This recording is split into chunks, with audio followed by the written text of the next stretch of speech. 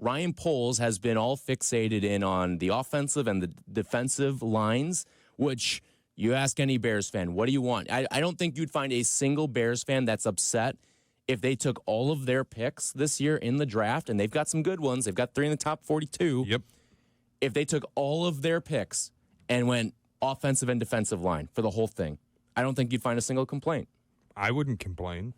But there's the faction of fans that want Ashton Jeanty. Mm-hmm. And every time this has come up, I've just laughed because it just feels so ridiculous. People draw the comparison. It's like the Lions drafting Jahmyr Gibbs. When they already had an offensive line in place, they were good. They could afford to go the luxury route. It's not the same context. I'm starting to be able to talk myself into it a little bit.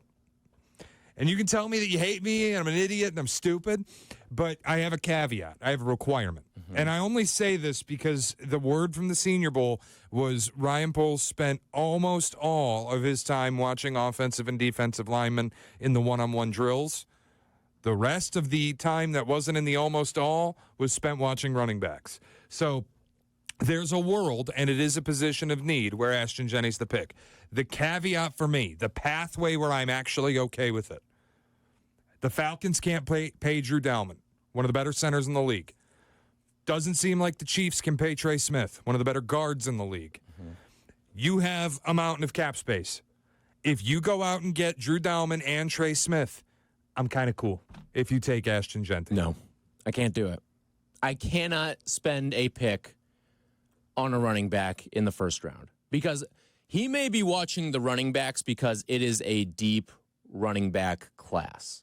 There's a lot out there, and you may be able to find guys 3rd, 4th round where the Bears are going to have Marion picks. Hampton. Yeah, you may be able to find some other guys throughout the rest of the draft, and I hope that's what he's trying to do. Find that guy, find this year's Bucky Irving. It worked well with Roshan. Again, it's one of those things you're probably going to have to throw some darts at it, but you may not have struck gold on Roshan, but find one of these guys that are like the lightning bugs. Find one of these guys that are just predicated on speed. Because right now, I'm not in a world where I'm going to spend the 10th overall pick on a running back when you've only solidified 3 of your 5 spots on the offensive line. I can't do that. If you told me 5 of 5 were all secure and you feel good about them and that's your group moving forward, sure. But for as much as the Jahmyr Gibbs pick looks good now, is it going to look good in 2-3 years? I don't know. Okay. I can't get there with a running back right now. But I'm not saying it's my preferred thing. What my dream is, like if I could just script my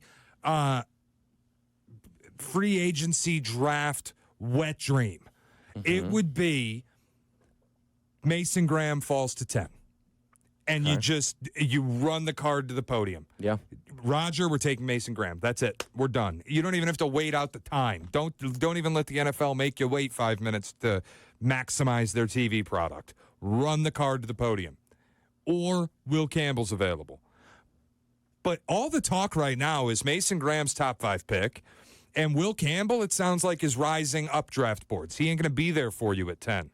If both those guys are gone, I'm not taking a guard at 10 when I have 2 more picks in the top 40. I think I can kind of get away with Jeanty 10 and then a guard 32 or whatever it is, 35, wherever that pick lands in the second round.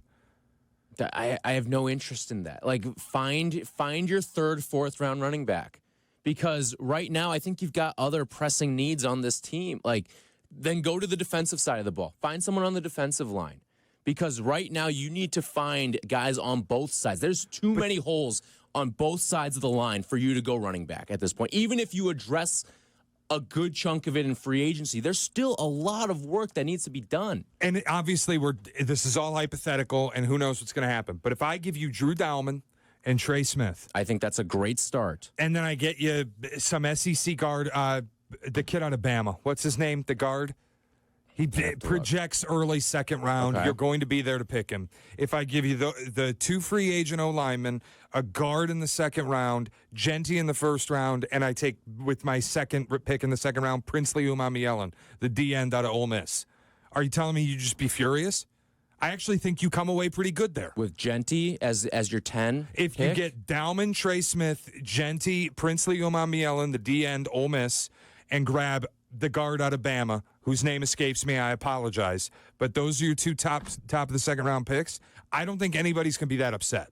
I would be. Like, you don't need running back is a need on this team, but it's not a high priority need, and it's one that you can address later in the draft. Like, how is it working for Atlanta right now? Right?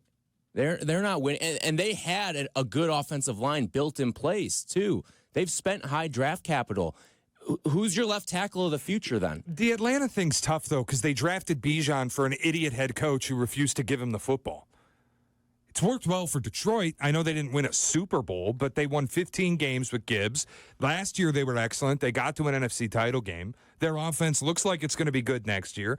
And yes, the offensive line was built, but let's not act like it was this regime that did all of it. People talk about it takes so long to build an offensive line. Dude, Taylor Decker was drafted in, 2016?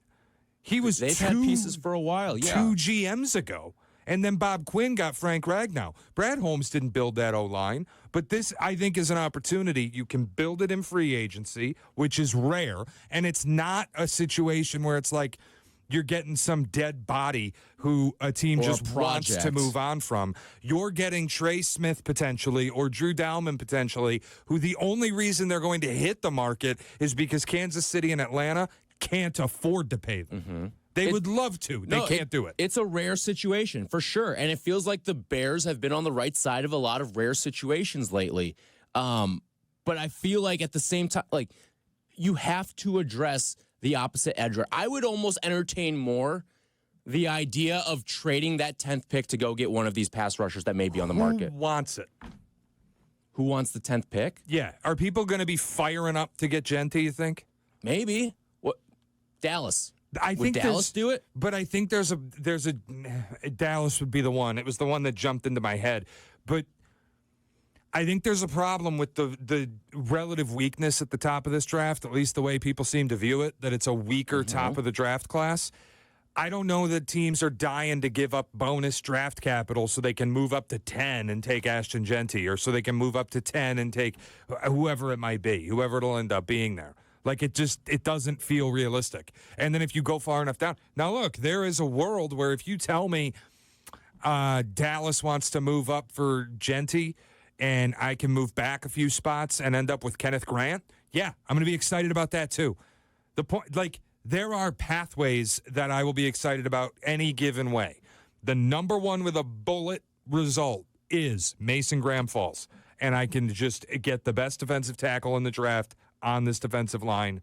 Done. Good luck. I'm going to start the same prayer circle that I started for Drake May to New England, and I'm going to get Mason Graham to 10. This is my promise to the city of Chicago. My promise to Bears fans.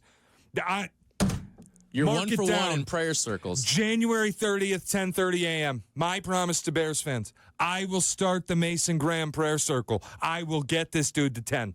312-332-3776. Where are you on Ashton Jeanty and the Bears at the 10th overall pick, assuming the offensive line is addressed in at least 2 spots this offseason? 312-332-3776. Shout out to our wonderful listeners. Tyler Booker was the name of the guard from Alabama I was looking for. I just couldn't find it in this dumb brain of mine. Surprised we didn't get the Abdallah text. Well, he's not listening. Fair enough. Jim's in Antioch. He is listening. What's going on, Jim? Hi, guys. Hey, I remember when we drafted Rashaan Salam. His style of running didn't fit with us. So that worries me a little bit about Jeanty. Will they be able to tailor an offensive towards a guy that, after the first few steps will be on his own? But we got to get those first few steps. We got to get through the line first before he can show his talent. Yep. And again, that's echoing that the line has got to be much more important. For sure. Thanks, Jim. But that's why I've issued the caveat. Mm-hmm. If you go and spend it, it would be effectively, if you get Dalman and Trey Smith, you're probably spending close to $40 million this year on your offensive line and free agency. That's the only world. And it's still not my number one outcome. I found a pathway where I wouldn't break my television if they draft Ashton Jeanty. If in free agency they swing and miss and they don't get Trey Smith and they don't get Drew Dalman and they draft Ashton Jeanty 10th overall, I will break every window in my house. It's that important to you, huh? It would just be stupid. And this is a critical moment. You've got a new head coach with a smart offense. You've got a young quarterback. We all feel like this team can contend pretty quickly to get to the playoffs. Like, this is a moment where you can't screw it up. And if you don't get the O-line done in free agency at all and you take a running back at 10, yeah, you're an idiot. You're just dumb. But if you address it to an extent and the draft falls in a way where you can't get Will Campbell and you can't get Mason Graham and nobody's dying to flip you picks to move up to 10, then I don't necessarily loathe the idea of getting Ashton Jeanty. I would almost rather use that 10th overall pick to try and move up. Go get your Mason Graham. Go find that guy. Fine with it. The way that I feel right now about this 10th overall pick for the Bears, I'd almost rather not be picking at 10. And it's part of why I wasn't all in with beating the Packers that last game. Yeah, I'll tell you what. Because you could have been sitting at 7 right now, and it costs a hell of a lot less to move from 7 to 5 or 4 or 7 maybe a more appealing trade chip than 10 does. Did you see CBS Sports mock draft today? No. Where do you think Mason Graham went? If you tell me 7. 8. Oh, boy. If Mason Graham goes anywhere between 7 and 9, I will lose my mind about the Packers win.